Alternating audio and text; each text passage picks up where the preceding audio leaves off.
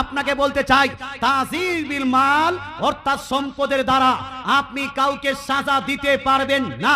সুতরাং ভাই, গ্রামের সমাজের মোড়লকে, মুখিয়াকে, মেম্বারকে, বিচারককে বলতে চাই, যা ভুল করেছেন করেছেন। আপনাকে বলবো, জেনাতে কেউ যদি ছেলে মেয়ে ধরা পড়ে, মুসলমান যদি লিপ্ত হয় আর সমাজের সামনে যদি বিচার করা হয়, এর বিচার টাকা পয়সা দিয়ে নয়, শাস্তি দিয়ে করতে হবে। কি দিয়ে করতে হবে? শাস্তি দিয়ে করতে হবে। শাস্তি কি হুজুর?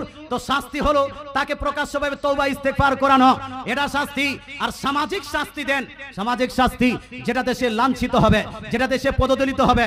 যেমন আপনার এখানে যদি লাঞ্ছিত হয়, 10 বার 20 বার কান ধরে উঠা বসা করে ওইটা করেন।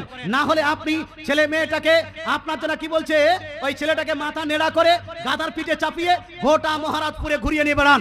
মুসলমান আপনাকে বলতে চাই, জুতার মালা পরে মেয়েটাকে সমাজের মধ্যে ঘুরান।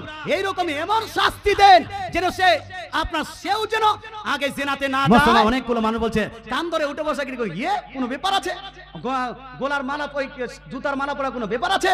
মুসলমান একবার আপনাকে জুতার মালা পরিয়ে গোটা গ্রামটাকে ঘুরাতো, তখন বুঝতে পারবেন যে কত বড় শাস্তি এটা। নাকি ইসলামের মেন শাস্তি তো দেওয়া যাচ্ছে না এখানে, মেন শাস্তি তো এখানে দেওয়া যাচ্ছে না। কারণ মেন শাস্তি হলো, যদি জেনাকারী ছেলে বা জেনাকারী নারী যদি আপনার ম্যারিড হয়, বিবাহিত বা বিবাহিতা হয়, তাহলে ইসলামের শাস্তি হলো তাকে 1 বুক পর্যন্ত মাটিতে গেড়ে দিতে হবে। গেড়ে দেওয়ার পরে দূর থেকে পাথর নিক্ষেপ করে করতে করতে করতে তাকে মেরেই ফেলতে হবে। এটা করা যাবে? হিন্দুস্তানে পসিবল নয়, হিন্দুস্তানে পসিবল নয়। যেটা ইসলামিক কান্ট্রি আছে, এটার জন্য আপনারাও লাগু করতে পারবেন না। ইসলামিক রাষ্ট্র যদি থাকে, ইসলামিক যদি কাজী থাকে, সেই ক্ষেত্রে ব্যাপারটা আলাদা। আর যদি আনম্যারিড হয়, যদি বিবাহিত না হয়, তাহলে তাকে 100 কোড়া মারতে হবে। ওই 10টা লাঠি নিলাম একসঙ্গে আর টুকটুক করে মেরে দিলাম, এইরকম করে হবে না। হ্যাঁ, এত জোরে মারতে হবে যেন আপনার শক্তি ভর মারা হয়। কিন্তু এইরকম তো হয় না বাপ। আগের দেশে হতো টুকটুক করে মেরে দিল, বাস হয়ে গেল। এইটা করবেন না।